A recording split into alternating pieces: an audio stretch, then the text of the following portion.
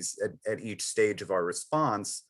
And it's unsurprising because when you look at who is actually coming up with the disaster recovery plans and who is coming up with the emergency response plans, it's white middle-aged guys who own their own home and have decent insurance. So the plans, correspondingly mostly apply for, are mostly catered to folks that own their own homes, folks that don't have language, that are English proficient, folks that don't have disabilities, and folks that have insurance that can then help them, repair their homes outright, or good insurance that'll allow them to repair their homes outright. But what does this mean in terms of emergency response is that you have folks that are left behind during evacuations. You have emergency alerts that are only provided in English. Folks with disabilities who are actually 2 to 4 times more likely to die during a disaster than folks living without disabilities, are given no special consideration. Accessibility in emergency shelters, the whole thing. And I'd point to a recent report. I'll pop it in the chat once I'm done yammering. A recent report about this HUD project out in Galveston called Sandpiper Cove, which the management of that building had claimed they had a plan to evacuate in case of a hurricane. But it ended up just being the janitorial staff handing out half slips of paper to residents that received, I think, like a couple hours notice that there would be evacuation buses coming to take them all to an evacuation center in the middle of a pandemic. So pandemonium obviously ensued. Folks were left behind. Folks left medication behind. The whole thing, and nobody from the local government, checked to make sure that those units were actually evacuated. So fully left behind. And on the recovery side, it's more of the same. I think the FEMA application approval rate right now is at 10%. So only 10% of the people that apply to FEMA for assistance after a disaster are being approved right now. And that's because it's daunting. There's applications, there's sub-applications, they require a substantial amount of paperwork and personal documentation that, if your home was, say, destroyed by a wildfire or a hurricane, you wouldn't have access to, requiring written leases and title and other types of ownership documentation that FEMA is very, very stringent on. As an example, in Puerto Rico, you're not actually required to have title documentation for your home in order to own your own home. Now, FEMA was not aware of that when it responded to Hurricane Maria. So as a result, it ended up denying 70,000 applications for assistance before they listened to what advocates were saying and started accepting a self-declarative statement to prove ownership, to have folks prove that they own their own homes. Now we have a bill about that. It's called the Housing Survivors of Major Disasters Act, which, I'm sure you'll be, we'll let you all know about later on once it is introduced this year. And specifically, like, the aid is often not enough to fully help you recover anyways, because of bias against manufactured housing and other things. In long-term recovery, it's more of a large gap, which is the issue. HUD CDBG-DR is the biggest source of long-term recovery funds, but it takes on average around 4 years to get from Congress to the ground. It's because it's not formally authorized, so HUD has to rewrite all the regulations each time money is allocated under that program. And also, when it gets down to the local level, local governments have a propensity to use those funds for pet projects and use them in inequitable ways that don't actually help the people that need the most. And we have a bill on that. It's called the Reforming Disaster Recovery Act, which should be introduced fairly soon. And I'm sure we'll ask y'all to reach out to your members of Congress about that when the time comes. So I honestly could go another 3 hours of various ranting about FEMA. So I'll stop there. But I spoke about two pieces of legislation. But in addition, I'd like just to say that, the cavalry isn't coming if a disaster hits. It's like y'all are the cavalry. Y'all people that are active in your communities, that know your neighbors, that, have organizing experience and are working on the ground to support your communities are the cavalry.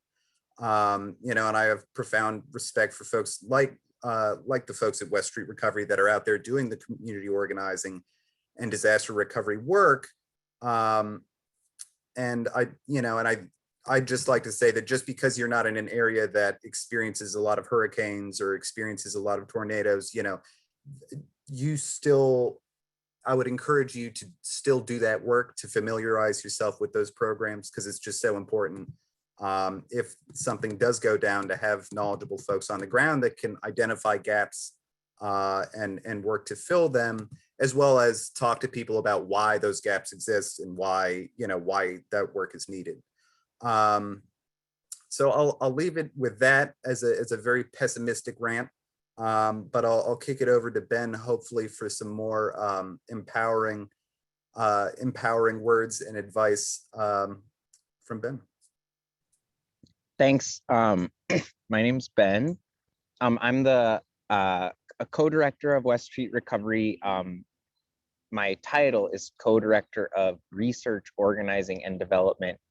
But in practice, what I do is I, one, raise money, and I, two, work very closely with disaster survivors to advocate for a more just and equitable recovery.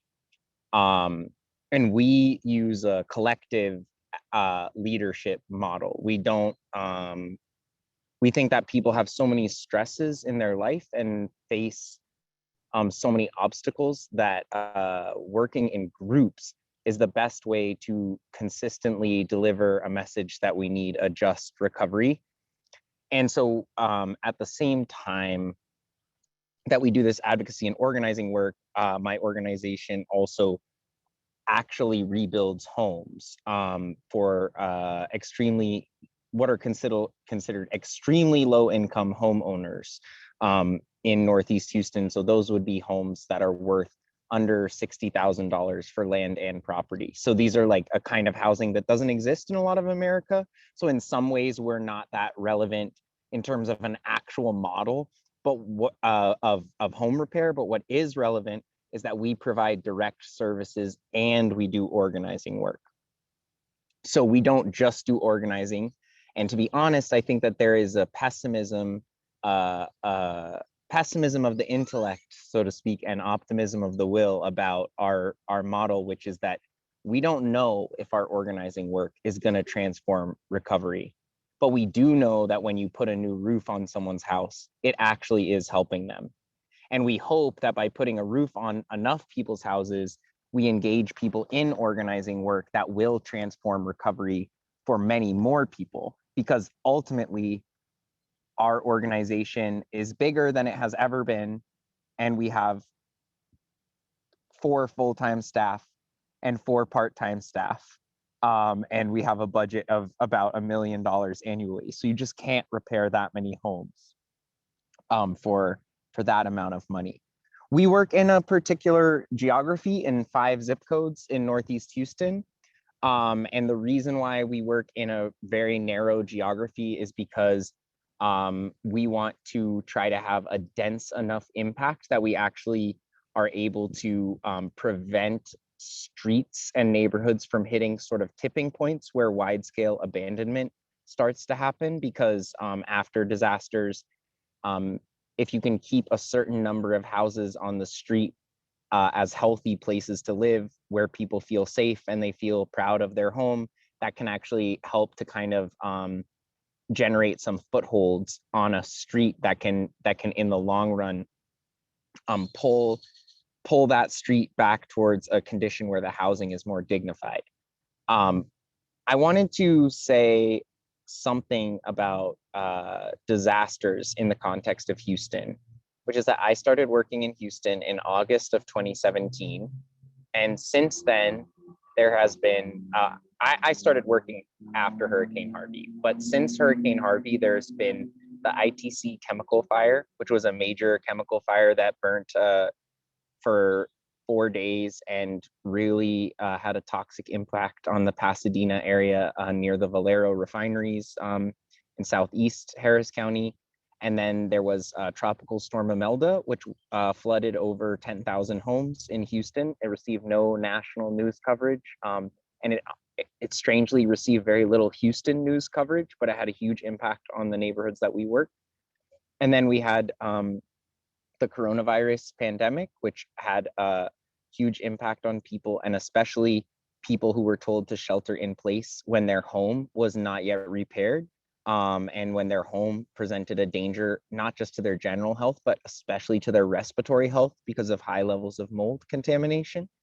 And then we had the liberation movement for Black Lives this summer, which in many ways was a crisis, not in that it was a new thing, racial injustice, but that for many people that we work with, the sort of coming to the forefront of these injustices was very traumatic and caused a lot of turmoil, even though it was also very productive for people and there was a lot of movement around that. Also, just to say, of people that organize in Houston, there was a mass arrest of 700 people around this time last year, which made it extremely difficult. Being arrested is punitive, no matter whether you're charged or anything at the end of the day. But that just to say, a lot of people working in housing and disaster recovery also care about racial justice, and many of them were arrested, and that was a huge setback to our work. And then this past winter, in February, we had what is called Winter Storm Uri, which we call the Texas deep freeze, in which over 2 million people in Houston didn't have power for at least 48 hours. And today, we still don't know how many people in Houston do not have water access. There's been no effort to count how many people don't have water access from any level of government, including our friends at Harris County that we think have overall pretty good approach. They've made no effort to assess the damage of that storm, which we find really frustrating and worrying, frankly. So I just wanted to say that we don't actually believe that the current model of disaster recovery makes sense, because the current model of disaster recovery conceptualizes as a disaster as a thing that happens in a point of time, and then there is a recovery, which happens over another known period of time. And even the most sort of sympathetic people that have that approach, that recovery period, they would say, oh, maybe it's a 5-year recovery or a 10-year recovery. But in their narrative is not the idea that there may be 3 other once a 500-year disasters that take place in the 5 years after the storm, which makes real recovery impossible. So I was called upon to say something optimistic, and I do actually have something optimistic to say, which is that we think that the organizing work that we have done really has been working. And I want to say 2 things that we've done that we think is successful. The first is that we have a group called the Harvey Forgotten Survivors Caucus, and they are all homeowners, low-income homeowners who have had their houses destroyed by Harvey, and they're trying to get help from CDBG DR funded programs, which Noah was speaking of. Originally in the city of Houston, these programs were being run by the city. And I think it's really important for us to acknowledge, Noah said there is no cavalry, and I saw someone in the chat say, but don't we pay for the government to be the cavalry? And I think that we do pay for the government to be the cavalry, and that should always be something we're demanding. But I think that we've also learned that after Harvey, in 4 years of running the home repair program, the city of Houston was able to repair 52 homes. Harvey flooded over 100,000 units of housing in Houston. So 50 out of 100,000. 17,000 people applied to get help from this program. So 50 out of 17,000 is basically the same as 0. They really were not able to do anything. There's a lot of reasons for this. Part of it has to do with the fact that the state of Texas was making things very hard for the city of Houston. But the blame cannot be put on the governor and the Republican administration alone. I think an honest account is that the city of Houston started from scratch and that they did not take the complexity of what they were asking people seriously, and they didn't meet people where they were at. Kind of like what Noah was saying, if all your documents are destroyed in a fire, how can you provide all these documents? But this Harvey Forgotten Survivors Caucus is a group of between 15 and 40 people that meet. We have a conference call every Tuesday night at 6 o'clock. And we do several things. We do a case check where everyone talks about what's happening with their case and have they heard anything from their case manager or their construction manager. And through doing that, we collect trends that we're able to point out to people in different levels of government. Like, actually, are you guys aware that people are being reassigned case managers right now? And we've had people that have in a year had over 10 case managers, so they're not able to have any continuity in understanding how their case is progressing. So that's one thing that we do, is this case check thing. And then we also have a collective messaging strategy. So we talk about like how to talk to our elected officials and how to talk to journalists to try to get the message that the recovery is still ongoing out there. So that's like one organizing space that we think has been very useful. And another organizing space is a group called the Northeast Action Collective. And most of our focus in the Northeast Action Collective is on flood mitigation and drainage equity. And so in the neighborhood that these folks live, the drains are what's called open ditch drainage, which is exactly what it sounds like. People have a ditch next to their sidewalk. And if you look at a map of where open ditch drainage is in Houston and a map of poverty levels or police shootings or coronavirus deaths, it's the same map. It has the same geography with the same contours, the same concentrations of deprivation. And so what we've done at the NAC is we like to say that the water doesn't know whose pipe it's in, and that often we're told, oh, this is a city problem, or this is a state problem, or this is a Harris County problem. And our point is actually it's a governance problem. It's the collection of governments that are supposed to make our homes safe and that are failing to do so. And that the biggest thing we've been doing recently is that Harris County passed a flood bond in 2018 that was supposed to, it has a sentence in it that says the bond will ensure geographic equity of flood mitigation. And when we look a map of where they've spent the money, they have not at all used anything to do with equity to determine how they've spent the money. And so we've spent the last few months testifying at Commissioner's Court every other week. And we think that we are going to win, that they are going to reissue, they're going to cancel some spending projects, and that they're going to get some more investment from the county from sort of unrestricted funds to build flood mitigation infrastructure in Northeast Houston, in the Halls and Greens Bayou, which is where most of the people that West Street works with live. So I just want to kind of close, and then I hope people do have some questions, by saying that when I began working at West Street Recovery, I used to tell people that I'm an environmental justice organizer, and that's where I came from before I was doing environmental justice work. And I was doing stuff about mining, for example. But it's increasingly clear to me that housing is kind of the nexus of environment and government policy. And for many, many people, the house is where the environmental injustice is experienced, whether that's from lead in their drinking water, from mold that's in their walls because they have been repeatedly flooded, because they live on top of a creosote deposit that is going to cause them cancer. But it's about their house.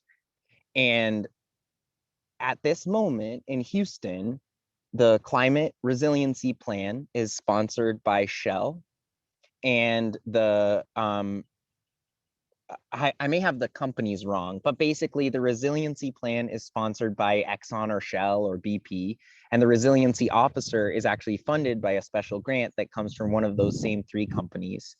And that Mayor Turner, who has a terrible record on the environment, has never shown any interest in regulating the environment and is somewhat indifferent to flooding concerns, it seems, has been named the nation's climate mayor by some association of climate mayors, also funded by some energy company.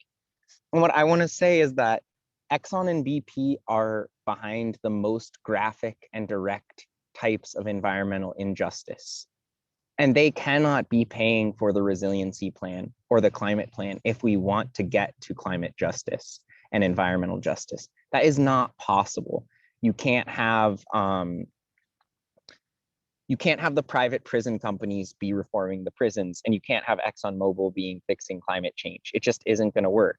And that I think that a way that we can get ourselves out of this trap is actually to focus on housing and to focus on the way people live, because it's very clear that where you live, the house you're born into, shouldn't carry a risk of creosote contamination, shouldn't mean you're exposed to, you're like 10 times more likely to have asthma, shouldn't mean that you're worried that when your kids walk to school, they're going to have to walk through puddles that might have Zika carrying mosquitoes in them. That when we focus on housing, it makes these things that seem like 2 degrees Celsius or something seems like this really up in the air concept that we can't put our finger on. But living in a home where we live is not a threat to our health and where we are adequately protected from flooding and chemical fires, that's a kind of material thing that we can all grab onto. Pardon me. And I think focusing on that is going to help get us to a place where environmental justice is possible. And I actually think housing is an opening space, because we all need a place to live and people can connect on that. So I talked longer than I was planning to, but I would love to hear if anyone has any questions. And I'm really appreciative of you guys listening to me talk. Over. Ben, that was fantastic. Really, really good. And I think aligns a lot with our mission in disaster recovery policy. I'll say, just for me personally, I worked at a trade association of state emergency managers. That was one of the first jobs I had in DC. And it was pretty illuminating to everything you've said and Noah about who's making decisions, who's funding these programs, who's funding these events, things like that. It was very disheartening to see that. And something that drew me to NLIHC was that they weren't afraid to call out FEMA on their bullshit. I think obviously we can always do it even more, because there's, we're always finding out something even different. But I think everything you said is spot on, and I really appreciate everything you said. We do have 2 questions right now in the chat box. I believe they're for you. I'm not sure if one of them might be general, but I know one of them is for you. The first one is from Lynn. Lynn asked, are there one or two books you would recommend for collective leadership model? And can you describe a meeting or a project in the collective? Ben, I think you're muted. Yeah, sorry. No problem. One of our biggest we use a popular education model of organizing.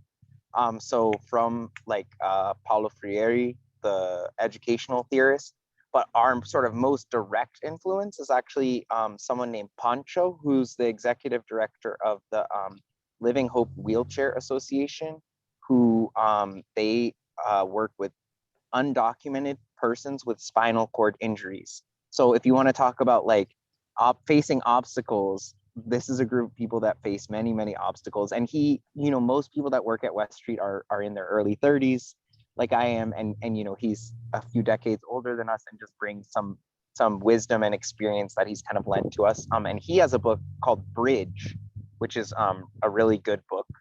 But also, we think that it's really important to have a really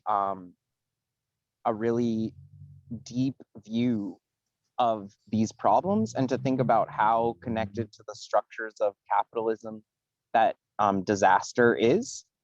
Disaster is at this moment a completely fundamental part of how capitalism functions. It actually requires disasters to function. And this is one of these kind of things that isn't necessarily that helpful to talk about, like when you're in a meeting with the general land office and you want Miss Juanita to like get her application moved more quickly. But it is really important when we talk to Miss Juanita to understand, and she will illuminate a lot of things to us about how actually when a train yard was located in her neighborhood, how that actually changed the way water flowed and how that actually increased like how sick she got after a minor flood, things like that. And so we can learn from each other, like, oh, actually, have you ever thought about this idea that that companies putting that trash in your neighborhood is like part of how they generate profit because they aren't paying to get rid of those things.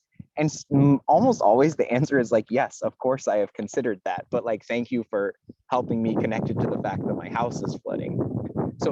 So that's to your books question, but I would recommend like Naomi Klein's Capitalism versus the Climate, or Mike Davis's Late Victorian Holocaust, El Nino and the Making of the Third World, which seems pretty far away, but it's actually very close and talks about how weather has been kind of a fundamental part of how circulations of power and capital have worked for like the last 150 years, and that weather, we're talking about weather more now, but weather has always been a really powerful force in the earth. So those are 2 books, 3, I guess I would recommend.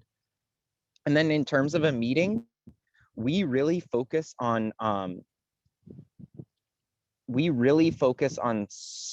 social connection and social rewards of the meeting, because we think that's what keeps people coming back. And I would say that we have a really low and slow meeting model. We spend the first half an hour of every 2-hour long, the NAC meets every other week, and the first half an hour is all like icebreaker and like sort of emotional check-in, like how are you doing, what is it like, what is going on in your neighborhood right now, how are you feeling about this recent spike in coronavirus, or like how scared are you about the vaccine, and like is there any question we could answer. And we think that like is building trust in this way that isn't like agenda led. Like we don't come in and say like, okay, we're gonna get them to increase the flood bond spending by 7% in Halls Bayou by the end of the month. That's not, there is a place for that kind of organizing without a doubt, and we have friends that do that kind of organizing, but what we're doing is trying to build a mutual understanding and like a strategy that's really slow, that's going to work in the next disaster as well. And so we usually do a lot of icebreaker, and then we will do some information sharing. Like if for this flood bond issue, I think it's a good one to keep going on. Well, we are finding out new stuff from the county, from our allies inside the county every week. People sort of like leaking documents to us and like sharing budgets with us, and we'll give an update. Like we actually found out that there's a bayou in West Houston that has 10% more funding than it needs, and no one knows where that extra 10% is going to go. And so like that's a target we could set. Or we know that they're going to have the first meeting between the flood control district and the Army Corps of Engineers on this date. So like that's a pressure point we could think about. So we do like some social stuff, icebreaker, then information sharing. And then usually we actually spend some of the meeting time. We always look at a power map of like, we want good drainage and who's on our power map, who's our friends. But most importantly, we use the time to practice. So if people are if people decide what we need to do is speak at Commissioner's Court, we'll like brainstorm together, like what does a good testimony at Commissioner's Court have? And like we'll put some bullet points, and someone like, you know, maybe we'll have a young person on the call who's worked in communications before, who will be like, actually, it's really important to lead with your values or something. They might give some good piece of advice, and we'll go into breakout groups and all practice. You know, we'll actually spend the last, you know, or sort of a half an hour in the meeting, like, okay, everyone is going to practice giving a 3-minute long testimony about flooding.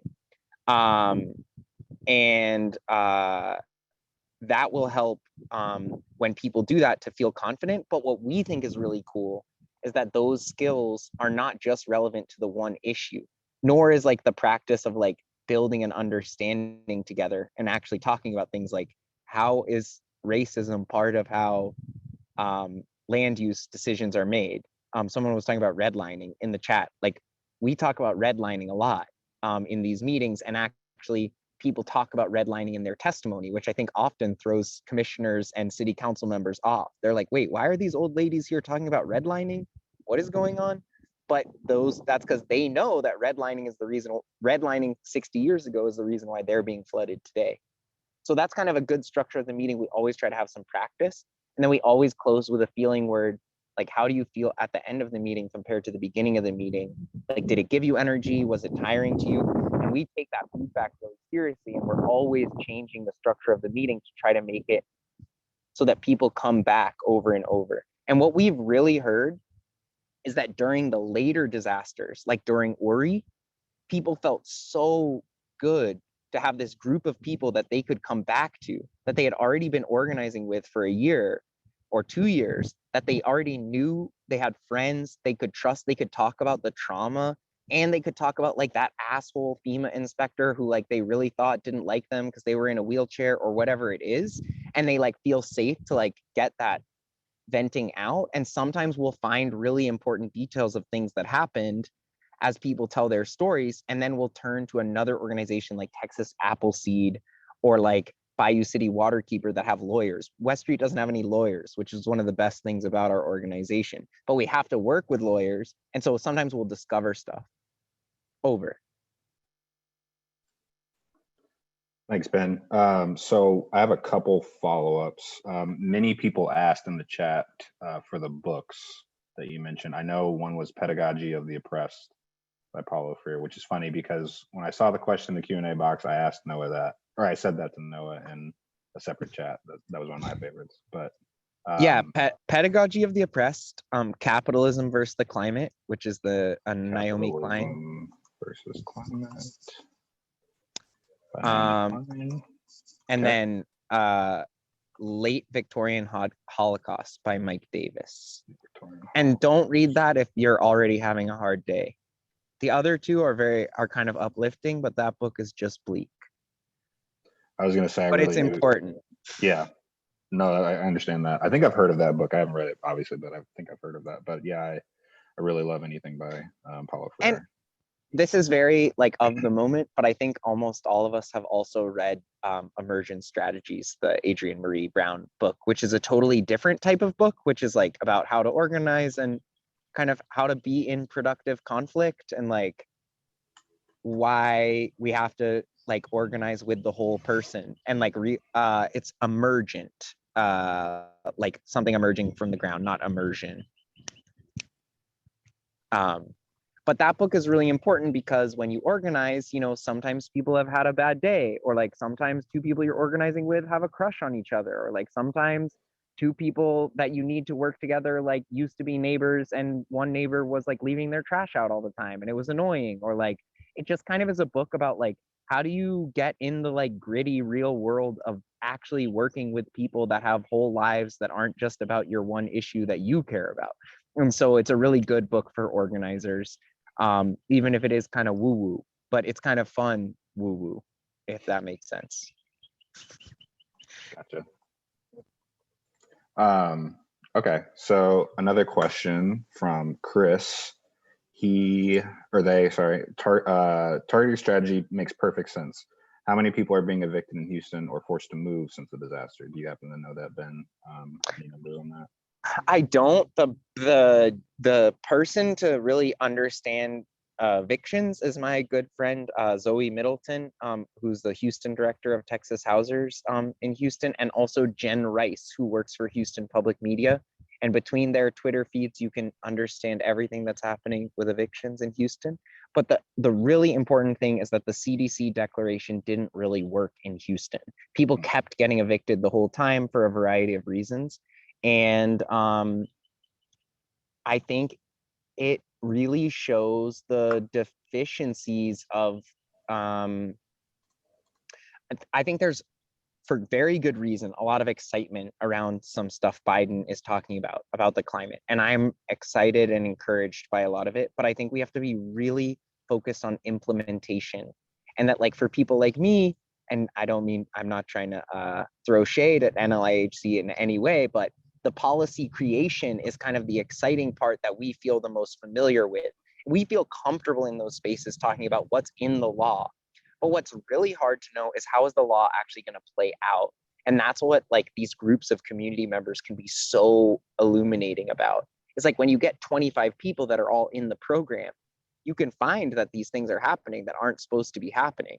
And a lot of times the organizations that implement new policies, these new equitable policies, they still are run by these organizations, or maybe they should be called like departments that have all this institutional memory of doing racist shit. And so that's what they do, because that's what they know how to do. And so it's not like you can just change the instruction manual if the person executing the instructions is the same. And I'm not saying we should fire everyone. I'm just saying it takes a really longer and more in the weeds approach if we really want equitable policy implementation. Like there's a big distance between equitable policy and policy implementation. Please feel free to criticize, and I'll let you. That's how we get better. So don't hold back on that. But I completely agree with you. I think that's part of why Tenant Talk Live started, was to create a space for people with lived experience of either homelessness or housing insecurity to come and learn and also connect with each other and tell us what they're experiencing. So yeah, fully agree with you on that. I'm going to ask Nakia, who is a Houstonian, to unmute to ask her question. If Nakia, if you feel comfortable. Not,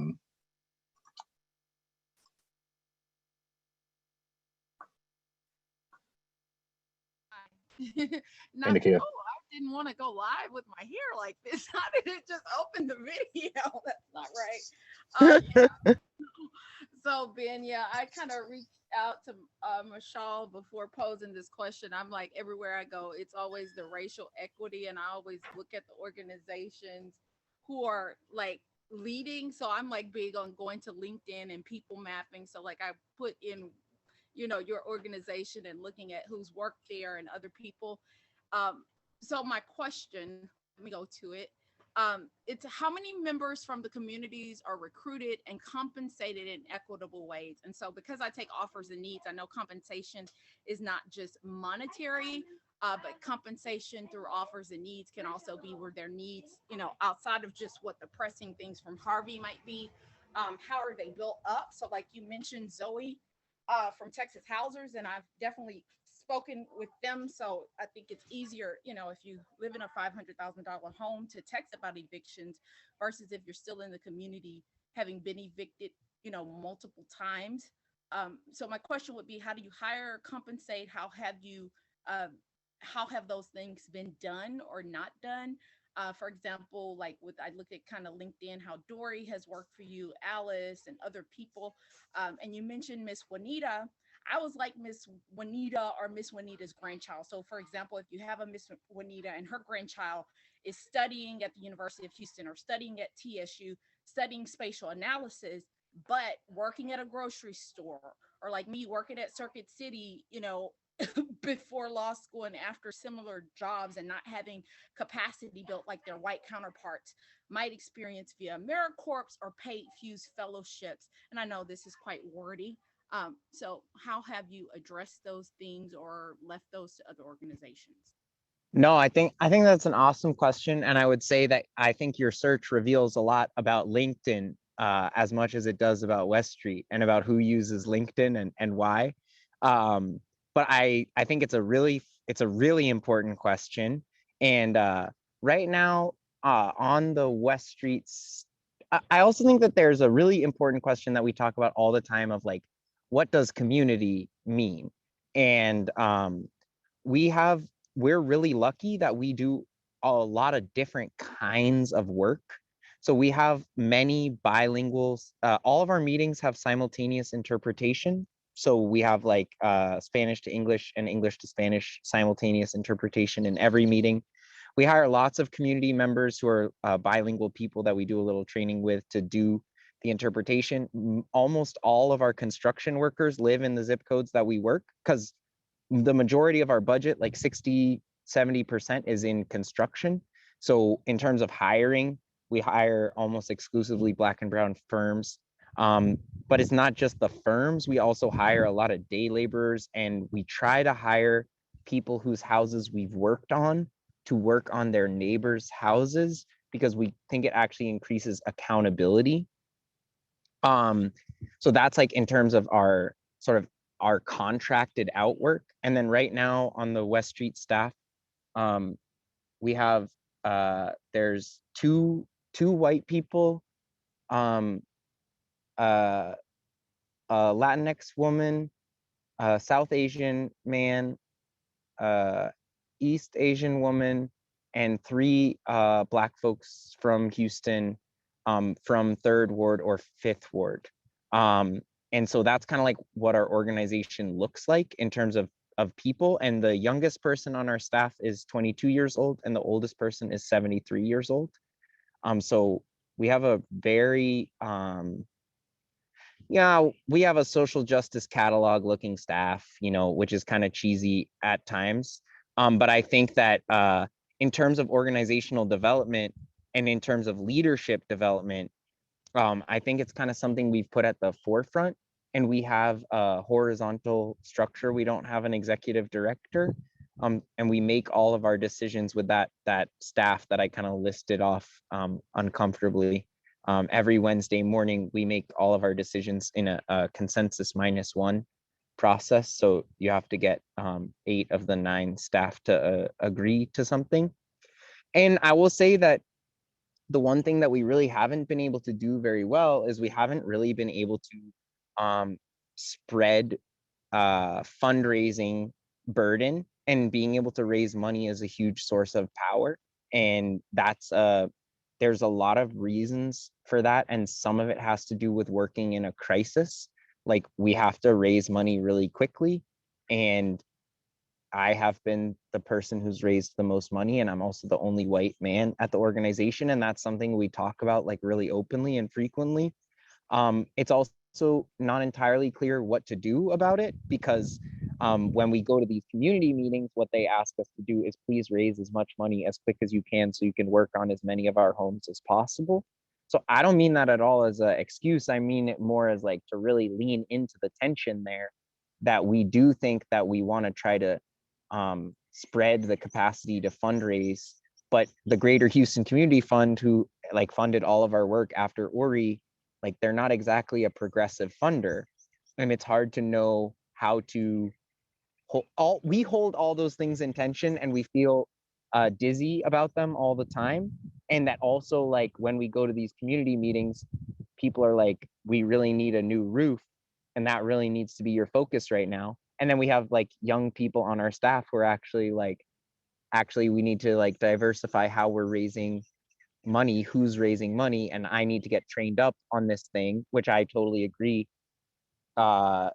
And so I just think that all those things are in tension and conflict, and that there's not always a straight line out of it. And that what we try to do is be like really honest and open about what's happening all the time.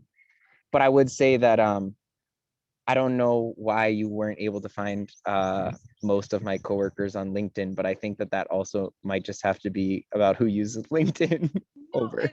And I appreciate your answer. And I'd say, like, with the grant writing, because we know there's also nonprofit redlining, and there's a lot written about like who gets funding and who gets funded. And there's some funders that are cognizant of that, and they're trying to address that. So, I mean, being from Fifth Ward, I've certainly, instead of like volunteering as I have, like handing out flyers or like sitting with Texas housers and learning from people, how to sit and watch a court watch, having finished from law school. I think capacity building for me would be like people in the community. When you do have people that can write, that have similar backgrounds to some of the people that work with you, like capacity building would be, okay, let's shadow, let's work on not learning these other skills. Because I think that mindset of like people have written about AmeriCorps, like the white savior thing, is that's part of people thinking, hey, we have this problem, and who can get the money, who can get my roof fixed? It's going to be this white person and not somebody else that, may have similar skill sets, but they're not able to use it. So I definitely appreciate the thoughtfulness of it. And I don't know what their salaries are, but I know there are also some nonprofits where there are people that are hired, but then that, like, if you're looking at, who's earning what and who has the capacity to then go on and have their own nonprofit through LinkedIn, like I look at that all the time, who like 2-3 years later, is still doing the same thing and who's actually now actually an executive director. So I appreciate No, you. I think I want to answer two of those things because I think some of them are interesting. Everyone at West Street makes $20.55 an hour, which if you work 40 hours a week is 80% of AMI in Houston. So every single person gets paid the same amount at the organization if you're on what we call day team staff, which is just, we've had several different pay structures over time, and we think that that's the most fair, and that different people are able to do different amounts in different amounts of time on different tasks. There was a lot of vague different, me saying different, meaning a few things there. But what I mean is that different members on the staff are able to like facilitate meetings with different capacity, connect to homeowners with different capacity, write grants with different capacity. And we think that all of that work is equally essential to our function as an organization. So we compensate all of it exactly equally. So that's one thing that we've done to try to make our anti-racist values like real. It's like we're going to pay everyone the same.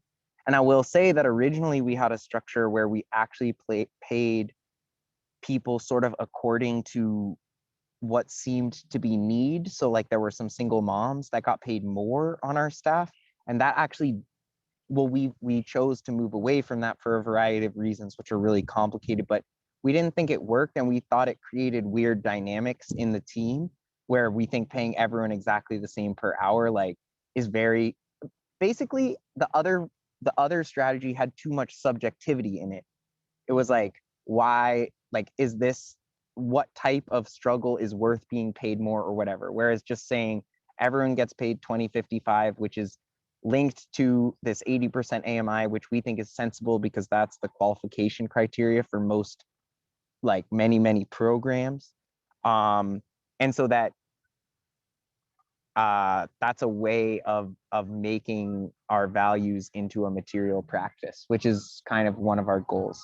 But I think that the question is a really good one, and we've been talking about it, and we will continue to talk about it. And if you want to, if you live in Houston and you want to be involved, we don't have any lawyers on our team. So I was saying that earlier as kind of a brag, but if you want to be one, I bet you can make more than $20.55 as a lawyer, but it's a serious comment. Unfortunately, as a UT law grad, I mean, you live in Austin. I looked at the appraisal district. I'm not sure if that's you or different than Hirsch, but no, as a law grad from UT, even for paralegal jobs, you would be surprised. Even becoming a paralegal. That's why I say I look at LinkedIn and I can bring receipts of how many people can be legal assistants and paralegals that don't have a big afro like me and who don't have an ethnic name. So it's sad. I've lived below I've lived below that poverty line for a very long time. Law degree, SNAP, all of those things that white AmeriCorps kids are encouraged to get. But then, like, even within Washington, I've reached out to them because the current supervisor for Habitat for Humanity, white guy, he's great. He did AmeriCorps, but like you mentioned, those construction workers, I'd be willing to bet that the Black construction workers are still construction workers, busting their backs out years later and maybe not supervisors. And that's what he is, like the white, the Habitat for Humanity. I was like, do y'all have any like Black leaders? And not just in a tokenism way, but like, are you building capacity with AmeriCorps? So that's like the AmeriCorps structure, is that you live below that line and you're not shamed like minority people to actually get SNAP.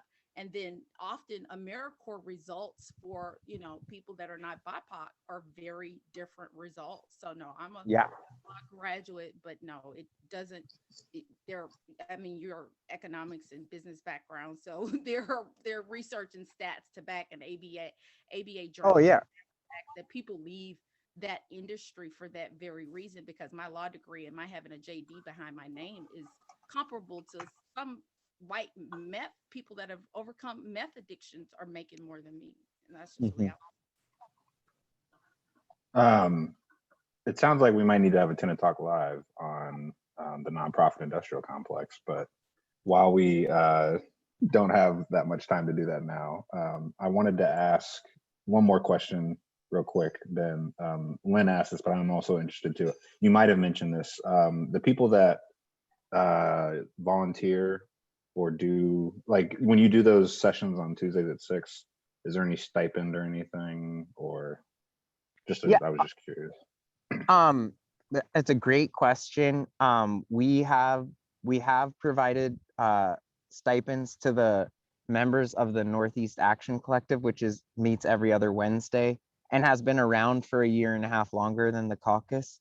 And that organization, which was originally like a meeting, they have their own, they just got their own like registration as an independent organization from the state of Texas and just opened a bank account in the last month.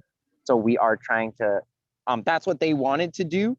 And the Harvey Forgotten Survivors Caucus has kind of decided that they don't want to do that right now. And those conversations are kind of like too complicated to unpack in the next 4 minutes. But we do provide stipends to people, and we do a huge amount of community hiring to do work. Like, for example, we have money right now to give out cash payments, and we've hired community members to do the intake and document collection for those programs, because we think that it's good for building capacity, and also it's a way to spread the money as far as we can.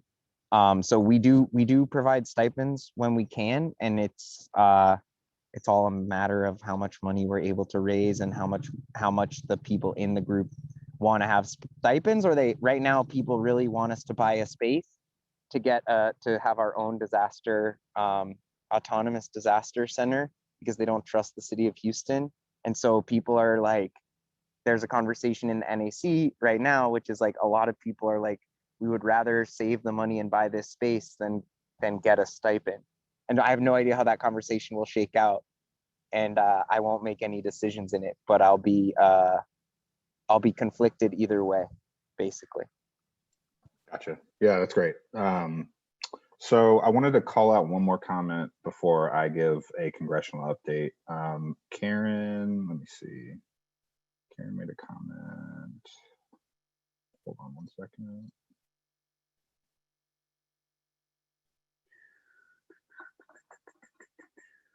There's a lot of comments, so if people haven't checked out the chat box, I would. There's a lot of great content in there.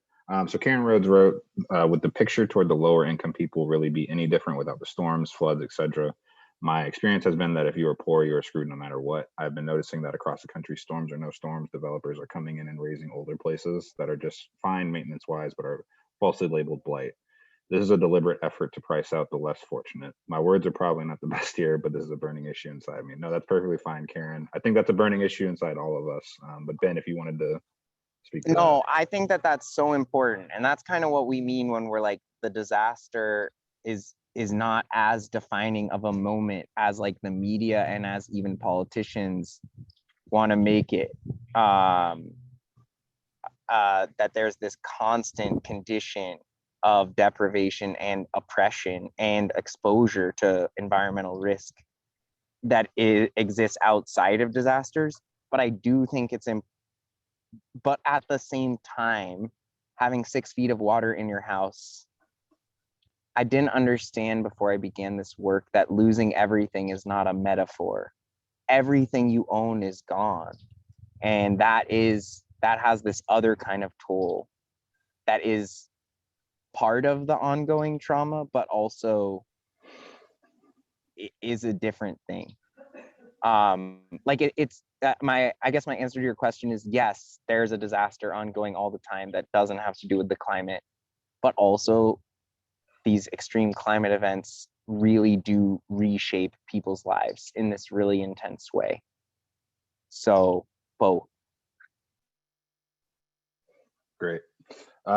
So I'm going to end this. I'm not going to end the call just yet because I wanted to give a policy update. So if you listen to the national call today at NLIHC, feel free to tune out. But if you did not, I just wanted to give a brief update on President Biden's infrastructure plan and where the negotiations are with that. This will be an abbreviated version. So as Kim mentioned today on the call, the president expected to meet with top Republican and Democratic leaders in the House and Senate on May 12th, with the potential goal of reaching a bipartisan deal by Memorial Day, although some congressional leaders are reluctant to set a deadline for negotiations. So that leaves us with two possibilities: a smaller infrastructure package that passes with bipartisan support, followed by a package that includes the provisions left out of the bipartisan deal that can pass through reconciliation, or if a bipartisan deal is unattainable, one massive infrastructure package that passes using reconciliation. So ultimately, the weeks leading up to Memorial Day will be pivotal in determining which provisions ultimately make it into the infrastructure package. That means that it is more important. It is important more than ever. It is more important now than ever for advocates to weigh in with their members of Congress to include some key housing provisions in the infrastructure package, including an expansion of housing assistance to every eligible household, $70 billion to fully address the capital repair backlog in public housing, and at least $40 billion for the National Housing Trust Fund. And I'm going to drop our take action form in the chat where you can sign on your organization. So if you're part of a tenant organizing group or anything like that, feel free to sign your organization on to the link in the chat. And with that, unless Noah and Olivia have anything else, I think we might have lost Ben, unfortunately. But if no one has anything else, I think we'll call it a night. Thank you so much, and we'll see you next month.